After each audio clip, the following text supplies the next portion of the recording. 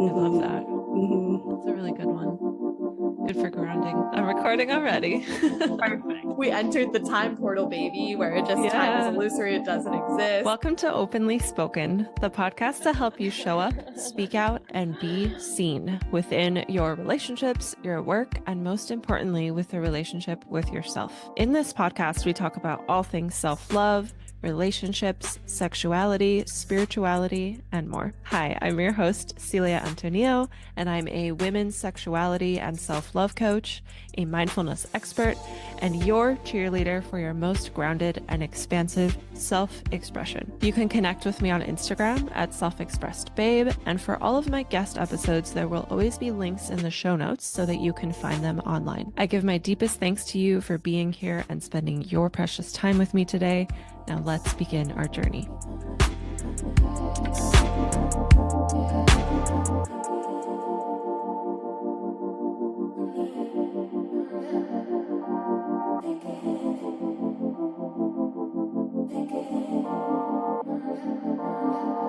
All right. I don't know where to look. I know my camera's here, but then I'm not looking at you. So we are end up looking at recording. myself. Hello. All right. Welcome to Openly Spoken. Today's guest is Christy Yip, but you can call her ChiChi. And ChiChi is an empowerment coach who inspires women to be their most authentic, self-expressed selves so they can live unapologetic, pleasure-filled lives and recognize their worth so that they can manifest what they deserve. And our desire today is to talk about STI stigma, but as always, we're here for wherever direction the conversation flows. So yeah, thank you for being here with me today, Gigi. I'm excited. Yeah, I'm excited to be here. Thank you for having me. I love that. So right before we started recording, we did talk a little bit about your kind of transition out of nutrition. And I'm wondering if you wanted to share a little bit of your story before we dive into our topic today. Sure. Yeah. Well, for the last few years, I have been a body and nutrition empowerment coach because that was something I was really passionate about.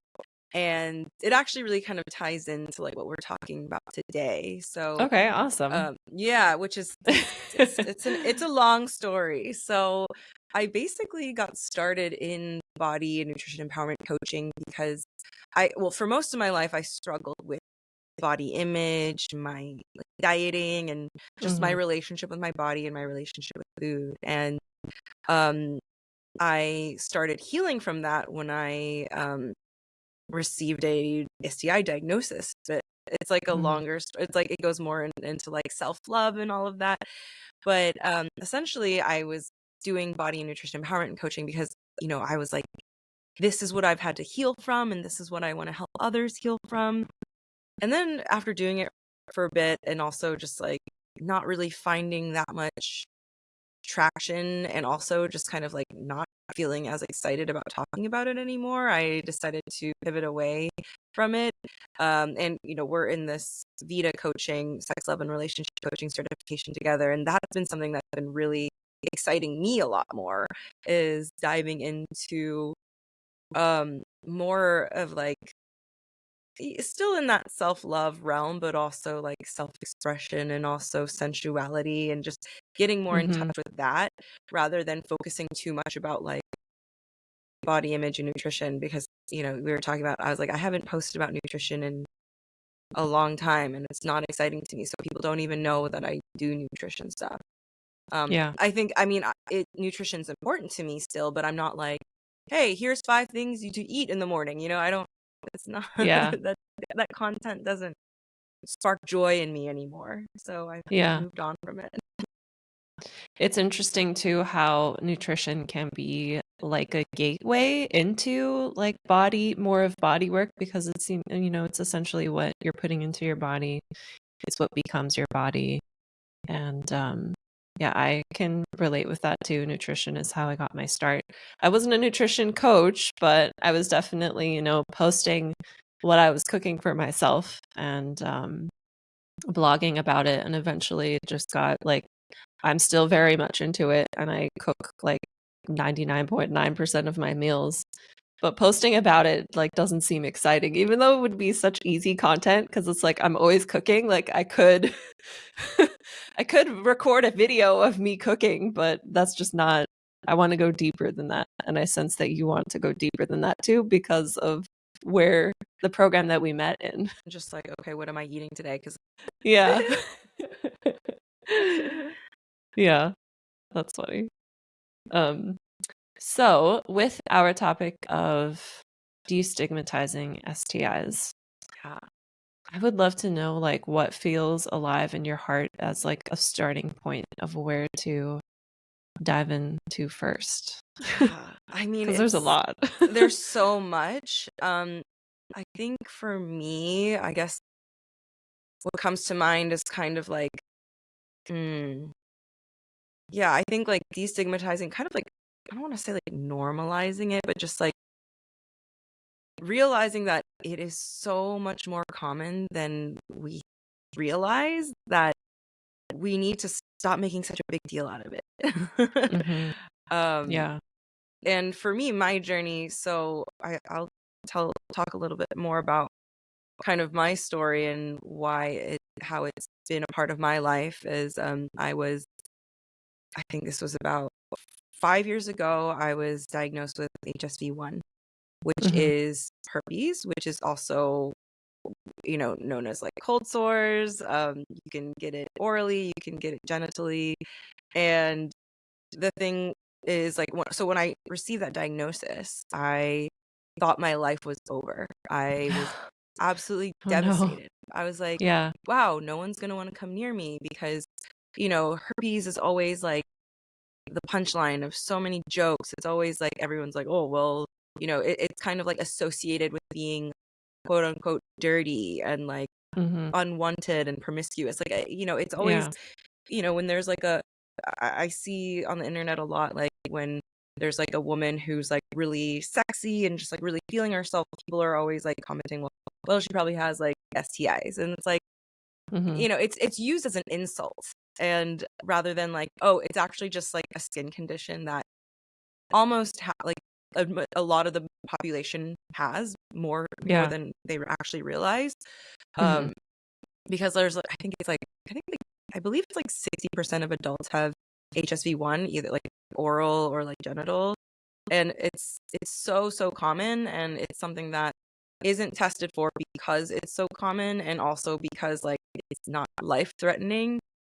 And Mm. also like you can't really like detect it unless you have like an active sore. Also, Yeah, it I'm can not lie a dormant, right? yeah. And I'm also, Yeah. just to say, I'm not a doctor. This is just stuff that I've like been reading about, been researching about, and Yeah. I may be saying some of my things wrong, but I, I'm just, just kind of sharing what my perspective and what my knowledge is about it.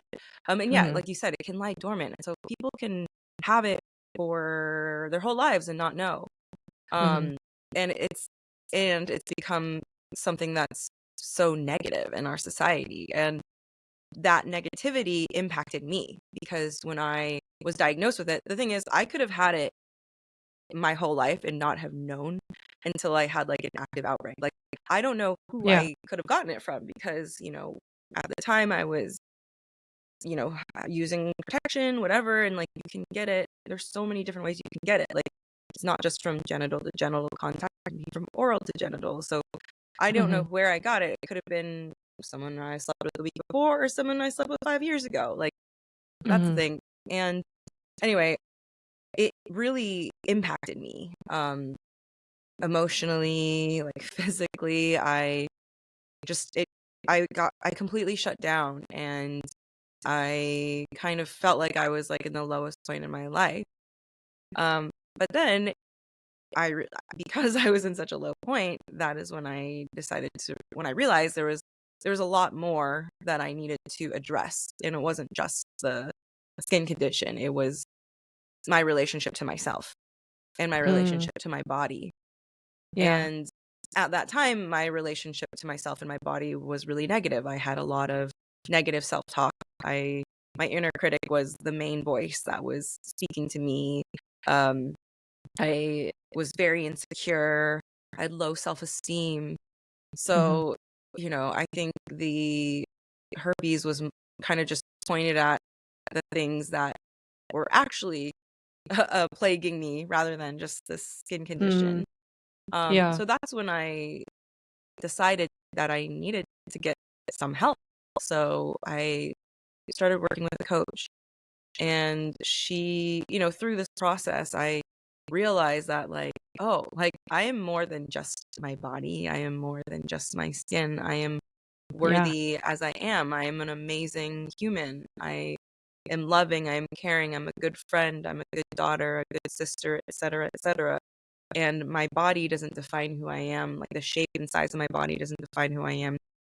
The skin condition doesn't define who I am. I am more than that. I am a spiritual being on this earth, and I am divine. And so really, like, what I thought was the worst thing to ever happen to me was actually like the best thing to ever happen for me, because after that, like, I became sober and I started going down this much more spiritual, intentional path. And that is kind of what led me to, starting this the work that I do, and then leading to me where I am now. So if that had never happened to me, I would have continued down a really self-destructive path of like going out, doing drugs, drinking alcohol, and like having a lot of like casual sex, meaningless sex with people that didn't give a shit about me because I was seeking validation. So yeah, like it's something that I thought was terrible was actually a blessing. I really, it's such a cliche, but was a blessing in disguise. I love that you were able to turn it around into, like, it sounds like it ended up being like a pivot point to have a spiritual awakening. Yeah. And yeah. I also love that you're just like, yeah, it's just a skin condition. And it's really common, and we don't understand how common it is, especially because like we're so conditioned to think it's wrong or it's dirty or it's bad, that there could be people listening to this that are like, with what you just said, that are like, oh, well, she was out, doing drugs and drinking and partying and having casual sex, of course. When it's like, no. It could happen if you have sex for your first time. You could even be born with it. Exactly. And there's lots of people who are born with it, and Yeah. there's nothing wrong with that. Mm-hmm. Yeah, that's such a good point. And yes, I was drinking and doing drugs and having casual sex, but it's possible that I could have gotten it from like a previous boyfriend, like a serious boyfriend that I had. Yeah. Like, you never, it's really impossible to tell. And it's possible I could have been born with it. Who knows? Like, there's no way of telling. That's why, like, I think there's just so little. I mean, there is a lot of information about it out there, but there's just not enough common knowledge about it. And I think that people are still, it's getting better, especially with social media. Like, it is getting better. However, I still sometimes hear people using it as the punchline, and it's like, when I hear that, I'm kind of like, really? I was like, yeah, well, chances are 4 out of 5 of us have herpes, so like, Yeah. maybe that's not a correct number, but I'm just like saying random shit. I never thought of that, and that's such a good thing to point out, because personally I love watching stand-up comedy, and yeah, that's definitely used a lot. That's something that needs to be noted and needs to be like, it's not okay. Yeah. And, I definitely don't want to be like, oh, well, I don't want to be like censoring people in the way they make jokes, but it's kind of just like, once people really know the truth about it, it's like, oh, it's actually like not that funny. Yeah. It's like, oh, that's kind of like a really, I don't want to say cheap joke, but it's kind of like, okay, like, it's low-hanging fruit. Yeah, low-hanging fruit. It's 2023. Like, come on. Yeah. And then also, like, with society's I guess like dialogue or perspective around STIs and STDs as well. Like, if you have something that I guess your body's like fighting it, or correct me if I'm wrong, like, when you on top of that are feeling like you are unworthy and dirty or bad, then that's just like an extra thing on your immune system as well. And I wonder if that would make symptoms worse, or, like it can't be good adding that on top. Right. Because a lot of it, like from what I've read, is like, outbreaks tend to happen when you're stressed or when your immune system is low. Yeah, even people that get like cold sores on their like lips, they'll get it when they're stressed, like during midterms or finals, if they're like a student. Yeah, so like they'll just pop up, and it's like, yeah, like, so when you're feeling low or like kind of negative about yourself, that's not helping. So like that definitely doesn't help your situation when it comes to like supporting your immune system and your nervous system. So then how did finding out about your diagnosis change dating? Yeah, well, it has changed a lot.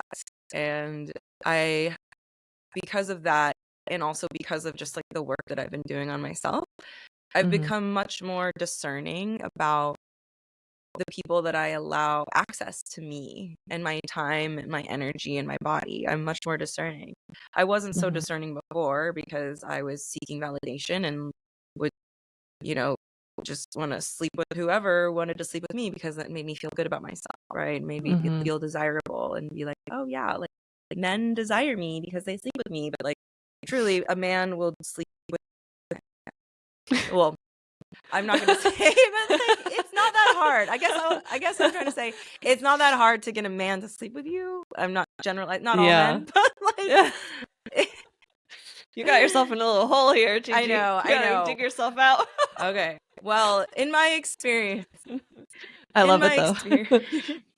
In my experience, if I really wanted to sleep with someone, I could probably have an easy time doing that. But like, would it be someone who like cares about me or whatever? Yeah. Like, no. And so after like doing that, like after this happened to me, I was like, okay, like maybe I need to, start being more discerning about who gets access to me, because I was letting almost anyone in. Not, I won't say everyone, but like I was not as discerning. I was not as discerning because I didn't have much self-worth, or I didn't value myself enough. And I'm not saying that like women who sleep around don't value themselves. It's just that me, I wasn't valuing myself the way that I was treating myself and the way that I was behaving.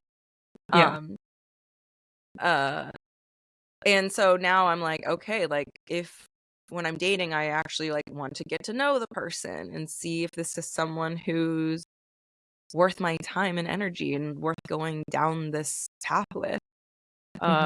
And which means like my prospects are the pool is much smaller but higher quality. Higher quality. Exactly. It's about quality and not so much quantity, which is like, that's much more important. At the time, back then, it was about quantity. That was kind of like the culture. I think the culture is shifting, but the culture kind of like not too long ago was about quantity. It's like, how many people can you sleep with? Because like that's where you get your value from, is like the number of people you sleep with. But now it's like, okay, now I'm focused more on quality rather than that quantity. And it's been a lot harder because I guess I've yet to find the places that I must go to find these quality men. I'm working on it. I'm seeking those spaces, but the places that I have been going is not where I'm going to find those quality men. Yeah, that makes sense, especially when you talk about how like you were going out and stuff. Like it's very common to meet people at like a bar or like at happy hour, or I feel like those two are like the most common. And it's not that there's anything wrong with that, but it's hard to realize like just how many different spaces you can meet people. Like you can meet people at a yoga studio. You can meet my husband was my next door neighbor when I was a kid. So I met him in the neighborhood. Like you never know where you meet people. Or it's also really common for people to meet who they end up dating at work. And with the way society can sometimes be, we might be blessed that we don't feel this as much, but like a lot of people have like such demanding jobs that it's like hard to make time for something like a hobby. And that could be a really great place to meet someone because you already have that hobby in common. Yeah. Yeah. Well, one of my hobbies is pole dancing. So, and I teach Oh, pole fun. dancing, which is great. But the studio I go to is like for women. So Yeah. unless I'm dating women, which, you know, it could be a possibility, but I'm currently Yeah. looking for male partners. Yeah. Nothing against women, but yeah, like I know. So right now, like, you know, and also my other hobbies is like going out dancing and like going to clubs and seeing DJs. And like those are the places where I'm like, this is not, I mean, it's, I'm not saying I mean, anything's possible, but that when I'm going out like to go see a DJ and to go dancing, I'm not really looking to talk to anyone. So it's like, Yeah. I'm not gonna be able to meet anyone if I'm just like, I'm here with my friends, I'm here to You can't dance. even hear them. It's too Yeah, loud. exactly. It's like, I'm here to listen to some techno. I'm not here to talk. Like, Yeah. so I am kind of like looking for spaces that are more conducive to like meeting people. And you know, it's I'm taking my time, and I'm starting to kind of like poke my head into like spaces and communities that have potential. So Nice. yeah. I'm happy for you. Yeah. So you mentioned that you kind of switched from allowing anyone to have your attention and your energy to being more discerning. And this happened after your diagnosis, right? Yeah. So making that shift is not an overnight thing. Yeah. So I would love to know, like, for the people listening to this episode, this might be a little off topic, but I don't know. What was like that pivotal point or like that one thing or the aha moment that helped you make that transition to being more discerning? Yeah. Yeah. Well, I think that in this kind of it kind of like required like some conversations with people and also just like learning more about it. It's like, okay, like if someone is like genuinely interested in me as a person and like Mhm. getting to know me and wanting to be intimate with me, then they would be okay with like like learning about this diagnosis, right? Like they would be okay with the condition because it's like they're more interested in me as a person and me as a human, not so much as just my body and just my vagina and wanting to like put it inside me. So and like the type of person who would be more interested in me, like as a human, me, ChiChi, like they would be of that higher quality. Like I would need to be discerning of like, oh, is this person actually interested in me as a person? Do they actually Mhm. want to get to know me as a human? Rather than just sleep with me. Because if someone's just trying to sleep with me, that's like, you know, then they're probably, you know, they're probably gonna freak out and like walk away, which is fine. Yeah. You know, like that's not a big deal. So it did take some time, and also so like that was something I realized was like, oh, like if someone actually like cares about getting to know me, then like they're probably worth my time and me worth sharing this piece about me. Mhm. And also just like working on learning to like love myself again. And I say love myself again because, you know, we're not born hating ourselves. Yeah, we're not. We're not born hating ourselves. That's something that we're taught. Mhm. It's something that Especially women, I feel like we're taught that more than yes. Yeah, like people born in male bodies.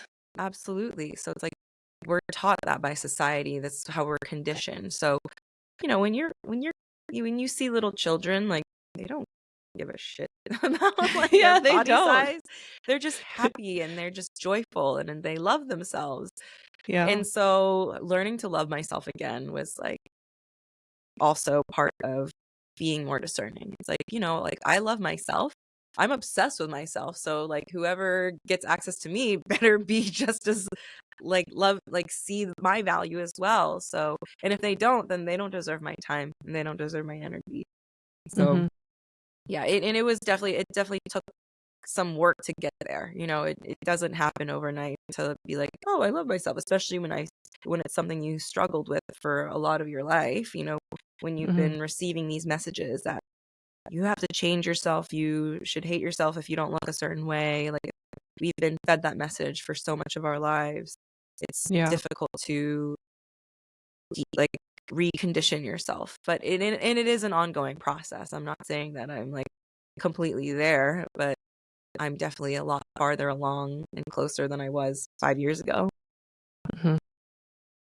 So first it was that distinction of like realizing that if someone is willing to really get to know me, then they are someone who I could feel comfortable sharing my diagnosis with, and other people are just not aligned with me. And then from there, it was learning to love yourself again.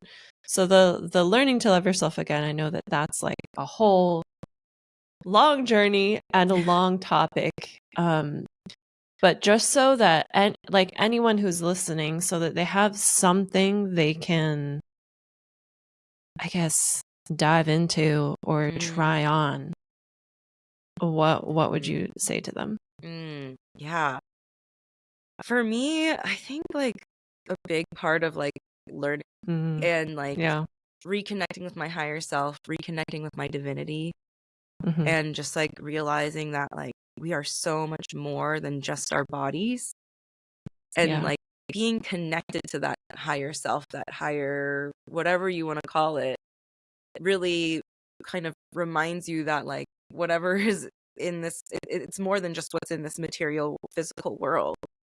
And there's so much more to me than just my physical body.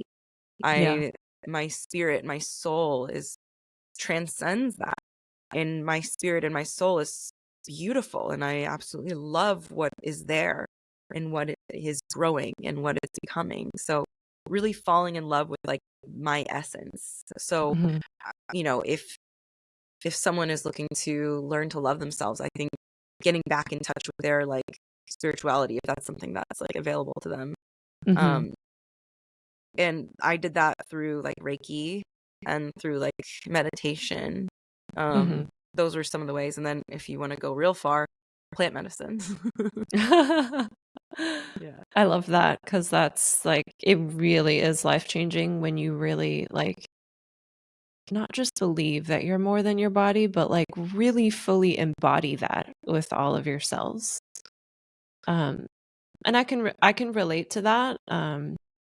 I discovered that through my yoga practice, and once I realized, you know, I am not my body, once I fully embodied that, that was like the first time since I was maybe 13 that I was like, I don't need to be counting calories, or I don't need to be obsessed about my workouts. And you could just be more gentle with your body and allow it to be in whatever state it's in today. And it also gives you like so much gratitude of just like, wow, this vessel like keeps me alive and is the reason why I'm allowed to do all the things, like all the fun memories that you have. You're able to have those because you're alive in this body. Yeah, that's also such a great point, is like having gratitude for what your body can do for you and what it does for you. It's miraculous when you think about like, oh, like your organs, they're taking this food that you just put in your body and turning it into like body, like cells and muscles, and creating energy. And it's like, our bodies are friggin' miraculous. It's incredible what our bodies are doing. And it does it no matter how big, how small, how short, how tall. It's this beautifully designed machine that's just like constantly working. And it's like having like knowing what your body really is doing for you all the time, and like having gratitude for that is just like, also is like another path to learning to love yourself, and also just appreciate your body, and like kind of refocusing it on like taking care of it, rather than being like, oh, what does it look like today? It's like, oh, like, how is my body feeling today? Am I feeling good in my body? And also like getting injured. Like I last year I like injured my back like pretty badly, because I was like at the gym, because I was like trying to like get real buff. I was trying to get buff. And I hurt my back, and like I was Yeah. out for like it hurt to like bend over, it hurt to like roll over in bed, like it was bad. Oh And man. I was like, wow, like maybe this is a sign that I need to like stop caring about how buff I am. Yeah. Because I was like, yeah, I want Yeah. to grow my booty, and then I broke my back. So But but getting yeah, like strong sounds very empowering though. yes, Like I don't know if yes, you necessarily have to get buff to be strong, but like right. that sounds Yeah. like I want to do that. Yeah, now my focus is like feeling strong rather than like having my body look a certain way. But it's like, yeah, I love feeling strong, but Yeah. I was overdoing it, and then I hurt myself, and then you know, not being able to move like made me really grateful for the times that I was able to. And now that I'm like healed, I'm like, I won't ever really take that for granted, because I feel like a lot of people, we take our bodies for granted until like, you don't have what you Yeah. have until it's gone. And that's like, Yeah. I know. that's, I think yeah. about that all the time. Yeah. Yes. Cuz like it's really like even this might be a little off topic, but like I have this friend who always votes with this thought in mind of like you could be handicapped like that. So if there's like some sort of bill or something going on in her city that like affects people who are disabled or who are getting social security, like she kind of puts that thought in mind of like you could be that person tomorrow, you could be that person Yeah. in a week. Totally. And it just takes one incident, Right. Yeah. But also to kind of veer back to our topic, like what you were saying about like having the gratitude of all the things your body does for you, even when you have like an outbreak, that is your body, that's your body's, like that is evidence that your body is fighting something off. Mm-hmm. And that, even that is just like, wow, like my body is protecting me, like it's fighting something off, like there's something in my body that it's like, it's, I don't know how the mechanisms work, but there's something in there that it's like fighting against. Even when you have like your back injury, like you feel the inflammation, but like that's there because like new muscle is growing, or there's like something happening there. Right. Yeah, our bodies are so intelligent. Like they know Mm-hmm. what to do. Like our bodies are always our bodies are constantly working to be in homeostasis, which is just like balance. So like it will do Yeah. whatever. Like, you get like, like wound healing. Like when you get a cut, your body Mm-hmm. knows is just gonna automatically start getting to Isn't work that on crazy? healing itself. I know. And like these are things we don't think about. Like we don't think about Yeah. these until it's like, oh wow, when you think about it, you're like, holy shit, that's so crazy. And once you start like realizing how incredible our bodies are and what they do, it's like, oh, like the things that like certain things like your boob size and your waist circumference matter less. Yeah. Yeah, because they essentially don't mean anything. We're just conditioned to believe they mean something. And we're Right. also conditioned, like for people socialized as women, we're conditioned that like our bodies are for someone else to enjoy. Mm-hmm. And that's, yeah. I'm curious what you wish I would ask you about STIs or destigmatizing them, or yeah, because you know more about this topic than I do. Oh, I mean, I know a good amount just because it's like I've been through it. Like Yeah. I know it because I've had a few. I guess. Yeah, that's a great question. I mean, what I wish. I mean, well, I mean, I guess it's like, what can people do to like educate themselves about it, or like how can we start to eradicate the stigma? Like what can we do, like as individuals and as a community? Like what can we do? I have an And idea. oh yeah, I would love to know your idea. I think it should be normalized for people who get into new relationships, for both people, to get tested and for that to be like a normal thing. And like that is something that when I have kids in the future, like when they're teenagers or hopefully they're not having sex before they're teenagers, but I would I would want to tell them, like you like this is a normal thing to get tested, have the person get tested, and for it just to not be a big deal. Yeah. Because I think a lot of the times I think if you make the getting tested this big deal, then there's this added pressure of like, don't talk about it. And you might not even know what you have in your own body, and you could be unknowingly giving it to someone else and unintentionally. And that can feel really crappy when you find that out later. If you find that out later. Right. So that's my idea. Yeah. I love that. Like, that is definitely something people who get into like relationships or any sort of encounters, that's like to talk about it. Just be like, hey, when's the last time you got tested? Like, and that's such a good point. And also I think, education is so important. Like, I received like some education about STIs when I was in school, but a lot of it was like, how STIs are bad. You know how you don't get them? Abstinence. And I was like, or using a condom. Right. And that's but it's it. like, yeah. Right. It's like, yeah, use a condom, don't have sex, whatever. Like, here's how to not get an STI. But it's like, what about talking about like, here's what happens when you do get one? Like, instead like of here's being how to like, recognize it, instead of being like, what's happening? Right. And it's like most STIs are treatable. Like, this is how you get tested, and like this is what to ask for, and like, instead of like making it some sort of like scary thing, it's just being like, hey, if you're a sexually active adult, you will most likely encounter this because it happens and it's fine. Like, you're gonna be okay. It's totally okay.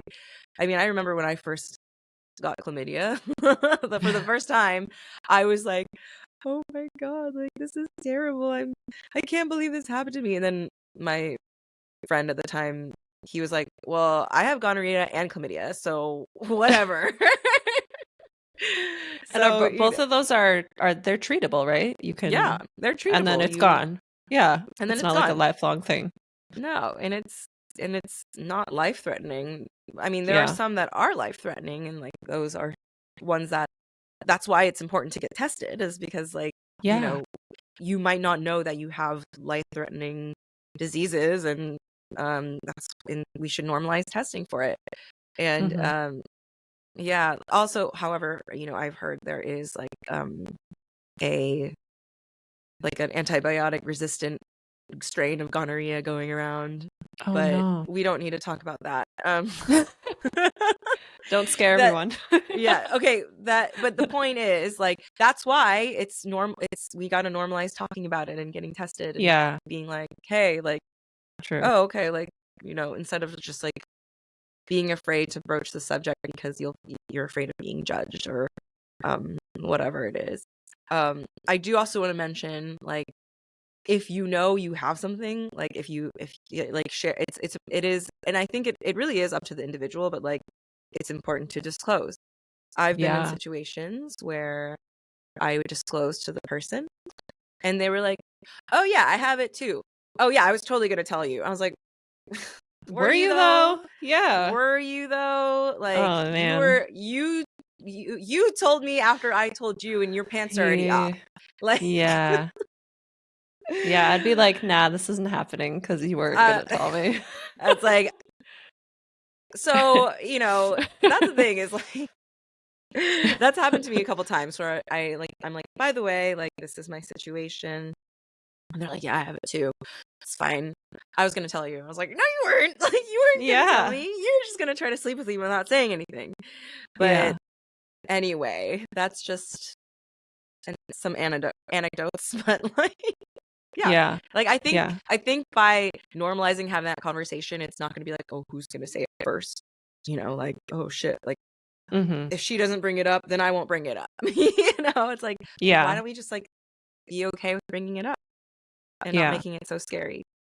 And, that's still stuff that I'm working through. I'm not going to lie, like, because it's like, I don't know how it's going to be received because it's still not super common for people to be talking about these things. So, it's all about finding those people who you're like, all right, I think it's safe to like have this conversation with this person. Yeah. And not everyone's going to be there, but you as an individual, you need to be an advocate to normalize it, so like putting yourself in these uncomfortable situations, because it can be really uncomfortable because it's still kind of like there's still that stigma that exists. But I think by me like putting myself in more uncomfortable situations, it helps the broader population. It helps everyone. It helps us all when it comes Yeah. to our sexual health. So Yeah. And the people that you've encountered one-on-one who are like, I was going to tell you, maybe the next time they will tell because, maybe. you broke the ice in that way. That's a good point. Yeah. I also think that any kind of communication around sexuality anyways is very vulnerable. And, even if STIs aren't a part of the conversation. So maybe like, I think that because I also had sexual education class in high school, but communication is not talked about at all. And I think that's a big missing piece because schools are so old school, I think, and outdated when it comes to their sexual education that they're just focused on, let's just have kids not have sex and let's scare them about having sex. And it's like, kids are curious. If they want to do it, they're going to do it. Yeah. So if we can normalize that, you need to be able to have these honest and vulnerable conversations because there's so many things you need to talk about. Then if that was normalized as well, that could probably help normalizing the conversation about disclosing or asking to get tested. Because that could be scary too, to ask your new partner, like, hey, can you get tested first? Because you might be like, you might be scared of how they're going to react. They're going to be like, what do you think, that I have, because of the stigma around it. Right. So true. Yeah. And I know this is kind of like going down another rabbit hole, but like, I feel like, because it's part of our education system and like our education, like in certain states, like some states, like they don't want to teach that. Yeah. And it's like, yeah, that's true. Some states don't even, some kids don't even know. Like, there's an example of, I don't know if you remember that show. What's it called? 16 Teen Mom or something like that, or 16 and Pregnant. Did you ever hear about that Teen show? Mom on MTV. I never watched it Yeah. because I was like, what is this? That was like super popular when I was in high school. And I remember there was one girl in there who lived in Tennessee. And she got pregnant her very first time having sex because she did not know that she needed to use protection because nobody told her. Oh my gosh. And it's just like, why are we so afraid of education? Well, maybe, yeah, I have some ideas. Well, I have Don't ideas eat as well, from but the tree of knowledge. Yeah, exactly. That's what I was thinking. Right. It's like the more we know, like, yeah, I'm not gonna go there right now, but yeah. So did you want to say something before it looked like you had something on the tip of your no, tongue? I was gonna say I'm not gonna go there. Okay. with the why they don't want us to be educated. I'm like, well, no comment. Yeah, exactly. So I have some questions that I usually ask people at the end. And feel free to answer however long you want. So the first question is, what does self-love mean to you? Yes, I love this question. Self-love to me is like, I mean, obviously loving yourself, but also like choosing yourself, honoring yourself, respecting yourself, caring for yourself. Mhm. It's recognizing your intrinsic worth and your value, and also like I want to say like self-reverence and devotion to yourself. Mm. Beautiful. I love that. And what makes you feel the most grounded? That's tricky. I don't have much like earth in my chart. So like Okay. for me, like I have a lot of air and fire in my birth Okay. astrological chart. So like not much earth. So like grounding for me like is like something that I need to do more of. So Yeah. what helps me feel grounded? I think meditation. Mhm. Yeah. Doing my meditation and like tarot readings in the morning, that helps me kind of like reset myself. And also like moving my body, like Yeah. dancing and moving my body helps me feel grounded. Mhm. What's your favorite part about being human? Mm. It's a The new first thing that question. the first thing that came to my mind was food. Ooh, hell yeah. I love Getting food. to eat food and like eat delicious food is Yeah. like the best part of being human. Yeah. Mm. I I'm think, just like yeah. thinking about food. I'm like, yes. Food is Mm-hmm. such a like sensational experience. That's why earlier I mentioned that it's interesting how a lot of people, like, you're not the first person that I've come across who started with nutrition and is now leaning into sexuality as like the type of work they're going to be doing. I think they're very much related. Yeah. Yeah. You said it was like a gateway, and I'm like, oh, it is very much a Yeah. gateway. Food is the gateway to sex. Yes. But yeah, getting to eat food, because like animals, they have to eat, like they have to like forage for their food and like hunt their own food, and they usually eat the same thing. They don't get to like experience like a Yeah. hamburger. Yeah, they don't have the variety that we get to have. I think about that all the time because my cat, I've been feeding her the same exact food for like 3 years of her life. Right? And she eats it. She's fine with it. But she Yeah. always looks at me when I'm eating stuff and I'm like, I wish I could give you this, but it has garlic in it. Sorry.